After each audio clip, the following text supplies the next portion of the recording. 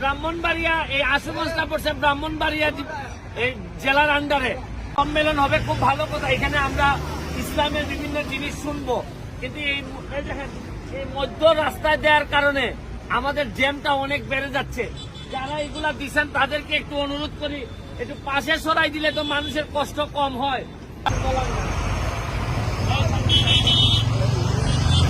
আধা ঘন্টা 1 ঘন্টা ধরে জ্যামে বসে আছি। এটা কোথায় জানেন? আশুগঞ্জ। ভৈরব ব্রিজ পার হয়ে আশুগঞ্জের যে জায়গাটা, এখানে পুরো জায়গাটা জ্যাম আর জ্যাম।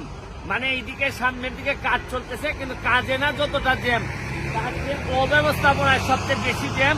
যারা এইদিকে সিলেট যান, কুমিল্লা যান, এদের জন্য একেবারে মানে মনে হয় না যে এখানে কোনো লোক আছে যারা জ্যামটা কমাই দিবে। এখানে ছবি সম্মেলন না, কিন্তু এদিকে দেখেন সম্মেলন 12ই নভেম্বর হয়েছে। এখন পর্যন্ত ছবি দিয়ে এগুলা রেখে গেছে এবং এগুলা রোডের মধ্যে পড়ছে। মানে আপনি দেখেন যে সম্মেলন শেষ হওয়ার পর বা দরবার শরীফের সুফি সম্মেলন শেষ হওয়ার পর রাস্তা দখল করে তো দেওয়া হয়েছে। এগুলো যদি না সরান তাইলে মানুষের কষ্ট, মানুষের জন্যই তো রাজনীতি।